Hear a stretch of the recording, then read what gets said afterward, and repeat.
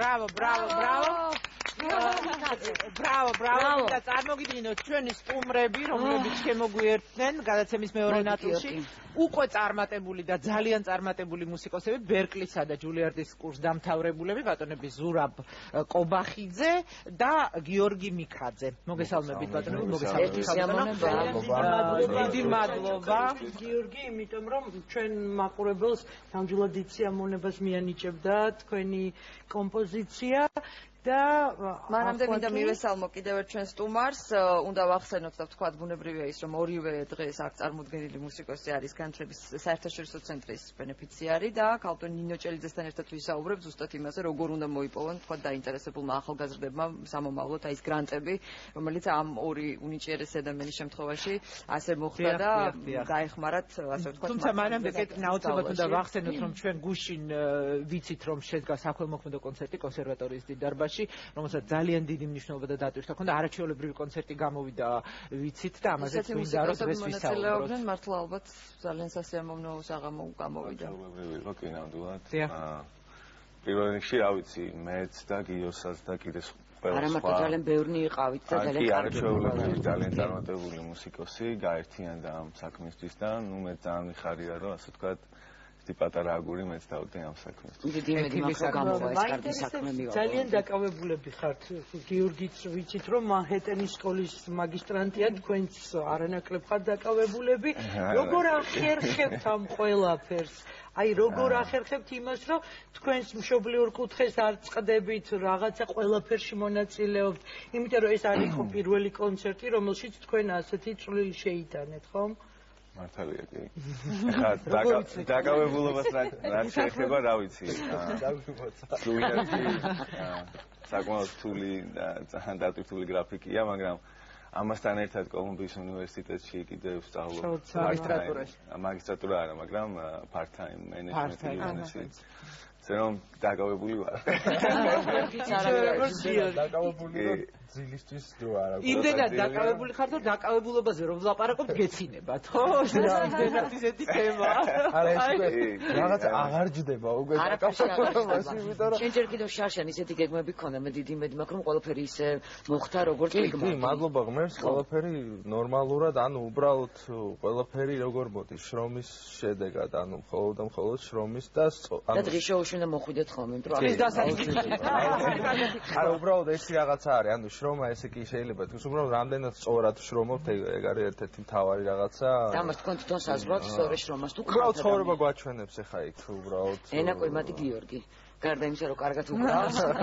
იუმორის უნდა არაჩვეულებრივია გიორგი თქვენ იყავით ასე ვთქვათ პირველი მერცხალი მე მგონი იმიტომ რომ ამ ასეთი მაღალი კატეგორიის სკოლაში თქვენ აღმოჩნდა გიორგი მიქაძე რაღაცა ესე ლეგენდასა ვიჯღერდა საქართველოში და რატო ვამბობ ამას იცით არა იმიტომ რომ თქვენ ამ ხელას მიაღწევთ ეს რა თქმა უნდა ძალიან კარგია მაგრამ ძალიან ბევრ ახალგაზრდას გაუჩნდა ასეთივე შანსი აგერ არის ჩემს წმენა იმისა რომ ეს წევადია ესე იგი შანსი იმისა რომ შენ შეგიძლია მხოლოდ შენი ნიჭიერების და რა თქმა უნდა შრომის მოყვარეობის გამო მიაღწევ ყველაფერს რაც შეგიძლია შენ ცხოვრებაში ხო ყველაფერი არ ვიცი ადამიანი ნუ ეხლა ასაკის მიხედვით რა თქმა ამის მარზე მივლენ უკვე და ეს თქვენ ხო არ გინდათ თქვენ რაც გინდოდათ იმას მიაღწიეთ ყველაფერი შეული ადამიანს მე არ ვიცი ფიქრობ რომ უბრალოდ სწორად არის ძალიან ანუ სწორად უნდა იყოს გათვლილი ადამიანს რა უნდა თავის ცხოვრებაში ანუ მიზანი უნდა გქონდეს და მე სწორად წარმართო დრო მაგრამ რო არა ქალბატონი ნინო ეწოს მივახცე რა თქმა უნდა აი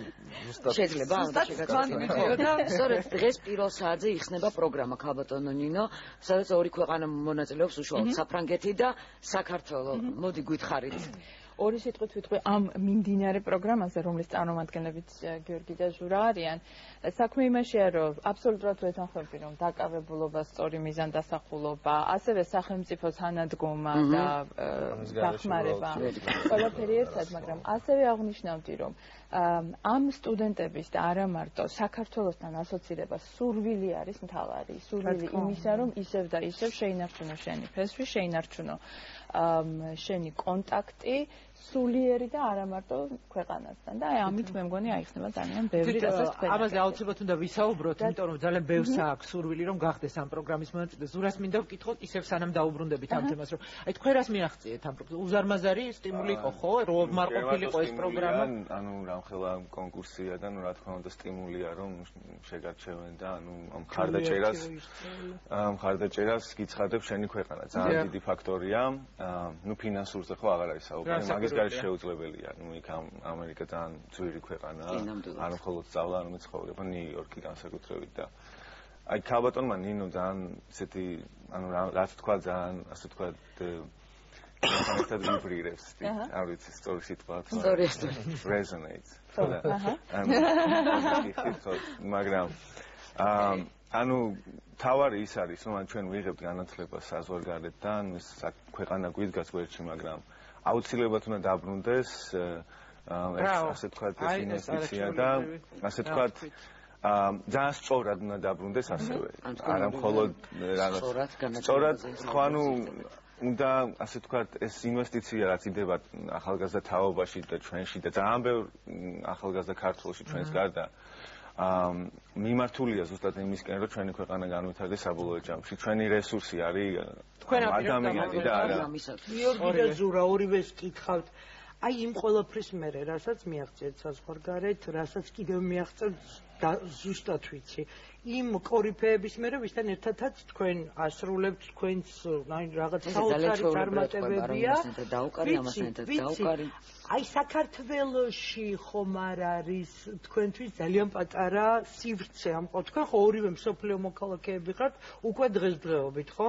კი, ანუ ქვეყნისთვის საქმის გაკეთება არ არის აუცილებელი რომ იჯდე თბილისში და ანუ შეიძლება კი არა, ანუ საზღვარგარეთ უფრო მეტის გაკეთება შეიძლება შენი ქვეყნისთვის, ანუ ჩვენ კონკრეტულ შემთხვევაში, ვიდრე ანუ თუნდაც რომ იყო აქ ფიზიკურად. დავამატებ ზურას ნაცნობს რომ პროგრამაში არის ჩადებული აუცილებელი პუნქტი ახალგაზრდები დამეთანხმებიან რაც გულისხმობს იმას რომ ჩვენი პროგრამით დაფინანსებული სტუდენტი უნდა დაბრუნდეს ქვეყანაში და 3 წელი იმუშაოს ქვეყნის სასიკეთოდ საჯარო პუნქტია ნამდვილად რაც შეეხება კულტურის სფეროში მოღვაწე ახალგაზრდებს მათთვისაც არის ქვეყნისათვის ეგრეთ წოდებული დაბრუნების მექანიზმი თუმცა ეს როგორც უნდა აღნიშნა არ არის ფიზიკურად ქვეყანაში ერთ ადგილას ჯდომის აუცილებლობა არ არის გამოკვეთილი თუმცა რაც შეეხება ამ ახალგაზრდების მიერ უკვე ჩატარებულ მასტერ კლასებს სურვილს იმისაც, რომ კურსდამთავრებულთა პროგრამებში მიიღონ მონაწილეობა, წავიდნენ რეგიონებში და გაუზიარონ თავიანთი გამოცდილება საქართველოს რეგიონებში. კეთილინების ელჩები გამოდიან სრულიად მსოფლიოში, ხო?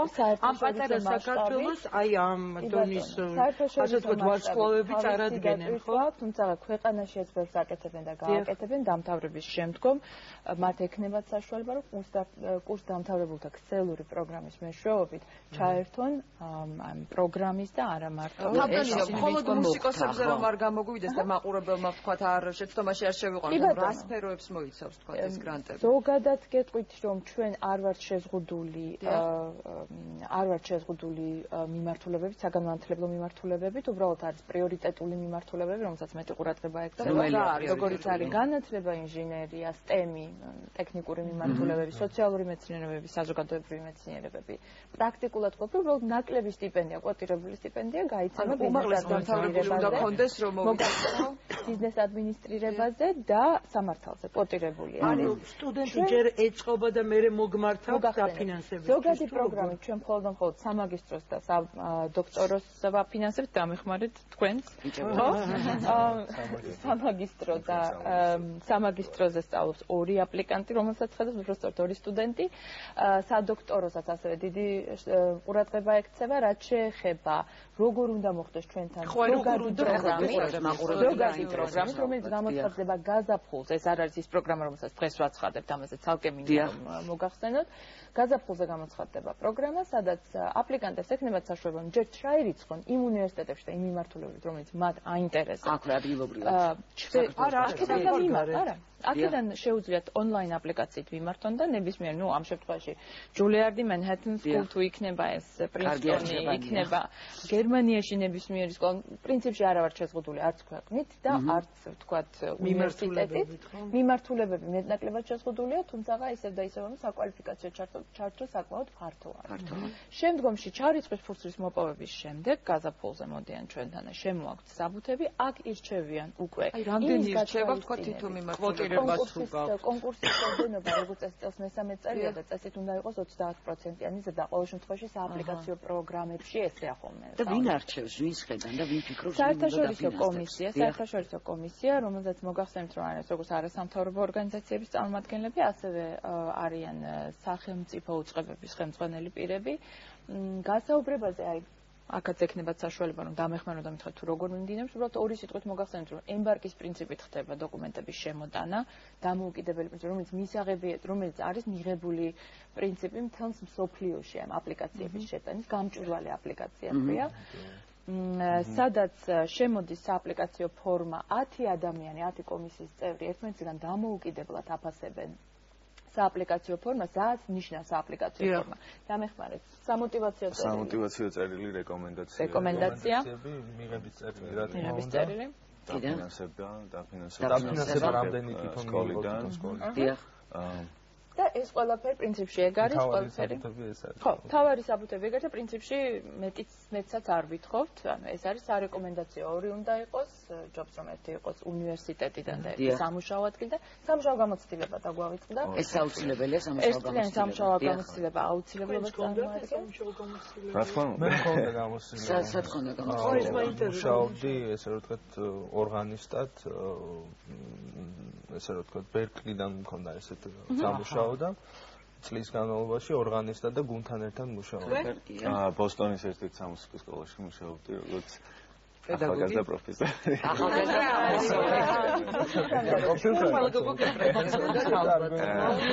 სააპლიკაციო პროცესი არ ითხოვს არაფერს ისეც, რაც ვთქვათ, უცხოური ორგანიზაცია არ მოითხოვს. აი ვთქვათ, ამ შემთხვევაში სამაგისტრო ხარისხზე ჩასაბარებლად ნებისმიერი უნივერსიტეტი ბევრჯერ ესე ვთქვათ, უკეთესი თვალით უყურებს აპლიკაციას, თუ აქვს სამუშაო გამოცდილება. ხო, ისე არ მიგიღებდნენ ამ პროგრამას. აქედან გამომდინარე ჩვენი პროცესი ძალიან დაახლოებულია. მოგახსენებთ, რომ 10 ადამიანი უყურებს ამ სააპლიკაციო მასალებს და ერთმანეთისგან დამოუკიდებლად წერენ ნიშნებს. შესაბამისად სარეკომენდაციო წერილი უნდა იყოს სამუშაო ადგილიდან ალბათ, ხო? ხო, რა თქმა უნდა, რა თქმა უნდა, სასწავლებლიდან ვთქვათ, წინა სასწავლებლიდან საბაკალავრო ხარისხიდან, სადაც ის აკადემიურ მოსწრებაზეა. ქალტონი ორივე სრული დაფინანსება ქონდა ჩვენ დღევანდელ სტუმრებს რამდენადაც მე ვიცი. განსაკუთრებული შემთხვევა, იმიტომ რომ მათ აკადემიური წარჩინების გაჩინებისთვის მოხსნილი აქვთ საუნივერსიტეტო გადასახადი. ანუ ასეთი პრივილეგიები დამსახურებებისთვის. მინდა გითხრათ, რომ რაც უფრო მაღალი არის დაფინანსება, რომელსაც სკოლა აძლევს, ანუ უბრალოდ ვეივერი, ანუ გათავისუფლება გადასახადიდან, ესეც ქულობრივად აისახება ჩვენს ხო, რა თქმა უნდა, ანუ თქვენ სწორად შეაფასეთ ეს 75%-იანი ფასდაკლების შემთხვევაში ეს რაღაც ქულობრივ არ შეგაცხადეთ თავს და არ მოგიყვებით ტექნიკურად. ალბათ აინტერესებთ იმ ახალგაზრდებსაც უნდა რომ ეს ყველაფერი გაიაროს შეფასებით. ანუ ნებისმიერი ადამიანი, რომელიც გაიმარჯვებს, მან იცის რატომ გაიმარჯვა და რატომ მიიღო ამდენი ქულა, ვინც ვერ იღებს ქულებს, მანაც იცის თუ რაში დააკლდა ეს ქულა. გასაგებია. და ქალბატონო, დღევანდელ პროგრამაზე თუ დღევანდელ პროგრამაზე ორი სიტყვით მოგახსენებთ, ეს არის პირველი შემთხვევა, როცა საქართველოსა და საფრანგეთის სახელმწიფოს შორის შედგა ხელშეკრულება, არ ვიცი იცით თუ არა თქვენ ამის შესახებ, ხო? ხელშეკრულება, რომლის საფუძველზეც ჩვენ სამაგისტრო ხარისხს მხოლოდ სამაგისტროზე, არა სადოქტოროზე და კიდევ ერთხელ ვიტყვი, რომ ეს პროგრამა დანამატია არსებული პროგრამისა, რომელიც ძალაში რჩება და როგორც საფრანგეთი იტალია, ხო, უბრალოდ დამატებითი პროგრამა არის. სადაც სამაგისტრო ხარისხზე 1 წლის ვადით M1-ზე და M2-ზე, მასტერ 1-ზე, მასტერ 2-ზე ისწავლიან საქართველოს მოქალაქეები, სხვადასხვა სპეციალობების ჩამონათვალის დღეს პირველ საათზე გაჩნდება ჩვენ მაყურებლების საიტზე და ნახავთ ყველაფერს. ასევე უფრო ინკლუზიურია ვიდრე ექსკლუზიური, ისევ და ისევ კოტირებული იქნება სამაგისტრო სამართალში და ბიზნეს ადმინისტრირებაში. პროგრამა განსხვავდება იმით, რომ ამ შემთხვევაში არა მარტო სახელმწიფო, ჩვენი სახელმწიფო იღებს ქართველი სტუდენტების დაფინანსებაში მონაწილეობას, არამედ ფრანგული მხარეც. 50%. მე მაყურებელს ხელი ხაზის ნომერს ვეთქვი 2400202 დარეკეთ და უფრო მეტ ინფორმაციას მოგაწვდიან აი ამ ტელეფონის ნომერზე. დღეს გაიხსნა პროგრამა და ერთი თვის ვადით გვექნება საშუალება დაინტერესებულ პირებს რომ მოგმართონ, მოვიდნენ ფიზიკურად, დაგვირეკონ, მოვიდნენ საერთო შეხვედრებზე. ფრანგული და ქართული მხარემაც ერთობლივ შეხვედრებს მოუწყობს, ისევე როგორც ინდივიდუალურად ექნება საშუალება გასაუბრების და იმედი გვაქვს, რომ ბევრი საინტერესო აპლიკანტი დაინტერესდება ამ პროგრამით. რაოდენობა როგორც თქვენ აღნიშნეთ გაიზარდა 30%-ით, ხო, თუ ვწდები და გაცილებით მეც ეძლევა ამის შანსი. წარმატება ყველას. სურა ვიდრე თქვენ გთხოვთ, რომ შეგვისრულოთ კომპოზიცია, ერთი წუთი მინდა რომ ჯერ მაყურებელს მოუთხროთ რა გეგმები გვაქვთ, ან კიდევ როდის ჩამოვწერდით ფილმი? თბილისში, რა ვიცი, ჩვენ საგანმანათლებლო პროგრამები გვაქვს, ანუ ჩვენ უკვე დიდი ხანია დაწყებული გვაქვს ამაზე, ანუ ფიქრი და ასე ვთქვათ, რაღაც ვარიანტები გვაქვს, სკეჩის ასე ვთქვათ, ჩამოწერილი. თუ რას გავაკეთებთ, რა თქმა უნდა, ანუ ის 2 წელი ახლა მე რასაც ვწავლობ, ესეთი საგნები მქონდა, რომელიც იყო მაგალითად საგანმანათლებლო გეგმის შექმნა 4 წლის, ისეთი რაღაცები, რაც ანუ აქ არის სწავლება. პროფესიის გარდა ხო, ანუ კურიკულუმის შექმნა მაგალითად, რომელიც შენი დროის მენეჯმენტი სწორად და შენი არა, მე ვგულისხმობ პირდაპირ აკადემიურ პროგრამას ვგულისხმობ, მაგალითად როგორ უნდა დაიწეროს 4 წლის ჯაზის პროგრამა და შეიძლება ეს გამოიყენოს. აი მაგალითად ჩვენ გვაქვს ანუ ეს იდეა შეიძლება განხორციელდეს 10 წლets მომავალში ექნება რა თქმა უნდა ჩემი თავარი მიზანი იყო რომ იყოს ანუ განათლება მიმიღო ისეთი რაც აი აქ გამოადგებოდა ჩვენს რა თქმა უნდა ეს არის მნიშვნელოვანი რომ უკან დაბრუნდეთ აუცილებლად ხო მოუწოდა სკაზლატი მაშასე ზურა კობახიძე თქვენს წინაშე დიდი მადლობა ამისათვის